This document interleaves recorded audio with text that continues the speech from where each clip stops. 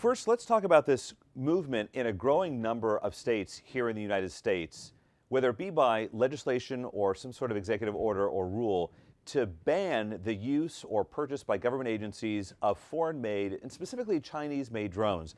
And many of the lawmakers that have written legislation that would accomplish this tell us DJI, your company, inspired them to do so. And I wonder what your company's response is when you see states and now in Congress legislation to ban the government use of your product. So first, I think we need to look at where the concerns are coming from.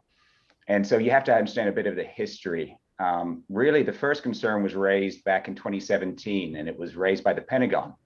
It turned out that soldiers in the US Army were purchasing DJI products off the shelf and taking them into theater, i.e. taking them to war. Now, we don't make combat-ready equipment. We don't want to make equipment for combat. We are a civilian drone manufacturer. But it raised concerns from the Pentagon, and they said soldiers should cease and desist from using this consumer off-the-shelf product in those situations. Now, they named DJI in that memo, and that really kicked off a slew of concerns around data security because it was a consumer off-the-shelf product. Now, we responded to those concerns with a comprehensive list of changes to data security practices, everything from you have to opt in to share your data with us.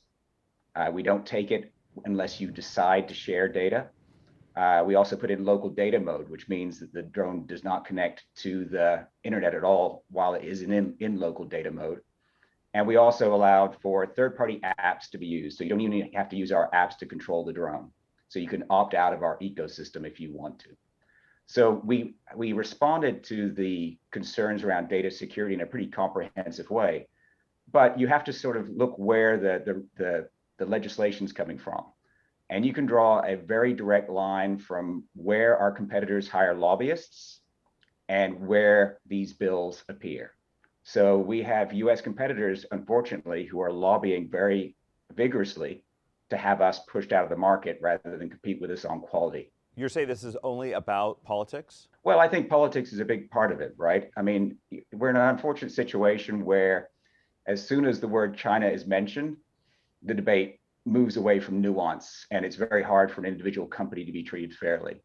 And so some of our competitors are using that to their advantage. And so you add China plus what is for many legislators an unknown and not very familiar technology, and it becomes scary. The simple fact is the more you know about the technology, the less scary it is. And the more you know about DJI, the less scary we are as well. Should law enforcement in the US be scared of DJI drones? No, and they're not. We are the preferred product for search and rescue, fire, emergency, and police. And it's because we make the best products for the job. No other manufacturer has the types of products that we have, or the scope and scale of products that we have, or the image quality that we have. And so across the board, sheriffs, police chiefs, search and rescue teams opt for our products. And they also know that the missions they're flying are not secure missions for the most part. And finally, they know that the product is safe and secure in the way they use it. I want to shift and talk about some of the concern that Homeland Security, national security, cyber experts here in the U.S. have about DJI drones. We've talked about how law enforcement, local law enforcement, no doubt finds your products very useful, key to public safety, and in fact, they are opposed in many cases to laws that would ban their use. However, we spoke to Brian Harrell. He's a former Assistant Secretary for Infrastructure Protection at the Department of Homeland Security. And he told us that he believes that local law enforcement are thinking tactically and not strategically. And I asked him why he thinks that. And he said that he believes that data is being stolen by DJI drones going back to China. And I said, wait a minute, you believe the data right now from drones in the US is being stolen by the Chinese government? And he said, absolutely. And I think the tool that's being used is DJI, Chinese manufactured drones. Sir, is the Chinese government using your drones to steal data here in the US? No, that's simply not true. And I mean, the problem with our critics is they never point to a smoking gun or any evidence that this is the case. whereas we have evidence on our side. I mean, we've had numerous audits, cybersecurity and data security audits, that show no data is going back to China. Some of those audits we actually paid for ourselves, but other audits were either undertaken by the US government using Idaho National Labs or the Department of Interior, which used NASA and others to vet our products. In all cases, they found that no data was going back to China. So the evidence is definitely on our side. So you bring up a smoking gun. We asked Brian Harrell, the former Assistant Secretary for Infrastructure Protection at DHS, for that exact thing. We asked him for the proof for evidence. Here's what he said, quote, "The U.S. government is very familiar with a number of incidents where information has left, say, a utility, a water system, and has gone overseas. And I said, quote, let me make sure I understand this. What have you seen with your own eyes that data about sensitive sites in the U.S. has been transmitted back to China? You've seen that? Answer, yes. I can say that wearing my previous hat, I've seen a number of incidents in critical infrastructure companies reporting to the U.S. government that this information, their information, has potentially been stolen. And the mechanism, the tool which it was stolen with, was DJI drones. Are you aware of any of those incidents, sir? No, and I wish he would come to us with these accusations. Frankly, unless somebody opts in to share their data with us, it does not come to us. And even if they do opt in to share data with us, it's stored on American-based servers. So there's absolutely no case where this should be happening. So you just mentioned that the data is stored on servers here in the U.S. Can that still be accessed by DJI employees in China? No. So we access data from our U.S. servers from U.S. employees. They're the ones that have access to it. So I wonder if you can help us understand the DJI privacy policy, the subheading International Transfers of Personal Data, quote, your information collected by DJI may be transferred to and accessed by DJI entities and business partners globally. Can data from the U.S. be transmitted overseas to China? So in the only case where data would be transferred to China and you would be notified of this fact is if there were some sort of warranty issue or there were some sort of malfunction with the drone. Simply, we would need to access the data or have the data transferred to China so that we could look and see what was going wrong with the drone. So essentially you're saying, trust us. Well, I mean, if you don't opt in to share your data with us, you don't need to trust us because we don't have your data. There are some really smart people here in the U.S. that say they don't trust your company. I recognize that, and we're more than happy to cooperate with any future audits of our firmware, of our products. I mean, we've done this repeatedly, and we're willing to continue to do so. In fact, we support some sort of objective standard on data security that the entire industry can adhere to. We're not opposed to that in any way, shape, or form. In fact, we would support it, and we'd be more than happy to work on helping develop it if that were possible. So you're opening the doors essentially and saying, if you want to conduct an audit, come tell us? Absolutely. That's what we've said to the government over and over. And sometimes they've taken us up on it. And again, we've come back with a clean bill of health. We're more than happy to cooperate with the US government or other governments globally on what they need to see for data security purposes. Our main problem is that quite often we don't have a willing interlocutor on the other side of the conversation. So these critics come forward, but they're not willing to sit down with us and talk about what they need to see in terms of data security practices or other items that might make them feel more secure about our products. Since we're talking about audits, sir, I just want to raise with you this green certification program by the Association for Unmanned Vehicle Systems International. We did go to a company in Orlando, Fortress Information Systems. They are a participant in this program. They are going through different drones, reverse engineering, taking them apart, looking at the parts. We were there on a recent day and there was a DJI drone there, as well as one from Autel, a competitor. And they pointed out that DJI has never asked to have their drones green certified. Why is that? Well, first off, AUVSI is a trade association that represents the interests of the U.S. industry primarily. We used to be a member, and they were never critical of DJI before that. But once we ceased becoming a member, they came out in support of country of origin bans and have then put forward this Green UAS program. Our problem with Green UAS is it takes something that was quite sensible, which was the Defense Innovation Unit's Blue Small UAS program, which requires all parts be non-Chinese, all software non-Chinese. It takes those components and puts it into a green UAS program. So it takes something that makes absolute sense in a defense capabilities scenario, but makes no sense for a civilian drone. So the green UAS program would require us to have no Chinese parts, no Chinese software, and it would simply make the products more expensive. We actually think this is bad, not just for us, but also for the entire industry. It makes drones more expensive, and it does not really raise the bar on data security. Some of the penetration testing and other things that Fortress are doing, that's valid, but we think the supply chain components of green UAS is simply an anti-competitive effort to force Chinese drones out of the civilian market. You think they're trying to ban you from the US market? Essentially, yeah. Green UAS requires that you do not have Chinese components.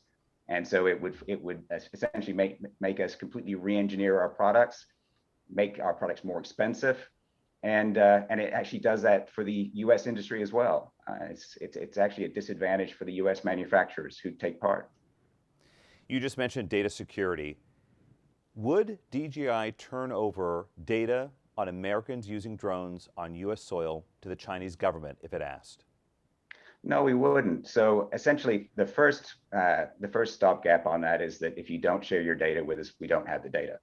But we also have a standing policy that we only share data for operators who are operating in the country that is asking for the data. I.e., if U.S. authorities serve us with a warrant or a subpoena or other legally compelling document, we will look to see if we have any data for those users. Same with the Chinese government. If the Chinese government comes to us with a warrant or a subpoena or equivalent document and asks for data for people operating in China, we would cooperate with those legally compelling documents. But our policy is not to share any data for any other jurisdiction. Has DJI ever turned over data from a US-based drone to the Chinese government? We have not, and we've never actually received such a request. And I would be remiss at this point, sir, if I did not bring up that some of the Homeland Security, national security, cyber experts that we spoke to that are raising concerns cite the hypothetical situation where there was a conflict over Taiwan, and perhaps the US and China found each other on the opposite side. And in that case, we have heard lawmakers, cyber experts, Homeland Security experts worry that in the event of a conflict between the US and China, that China would scoop up DJI data on infrastructure, on sensitive sites here in the US. Do they have a point to be concerned? First, I find it disturbing that people talk so freely about the potential for war. It's quite a worrying fact. But secondly, our two economies, the Chinese and the US economies, are so tightly tied together that the economic disruption and the human cost of a war between the two countries would be so large, I don't think anybody's going to be worrying about drones. But thirdly, if people did worry about DJI drones, they could simply fly them in local data mode, where it does not connect to the internet, and then there is literally no way that the data could be taken from those products. And so there's zero risk. Zero risk. You can guarantee that. Correct. I mean, if you're in local data mode, it's the same as having a camera that has Wi-Fi capability that you never turn on. If that camera never connects to the internet, there's no way for people to take that data. So I just want to be very, very clear on this and pin you down. If a drone user stays in local data mode, there is 0% chance of DJI getting their data? That's correct. I think that might go a long way for some people, but for other people, they're not going to trust you. That's correct. Unfortunately, in the current environment, all you have to do is say the word China to win a debate.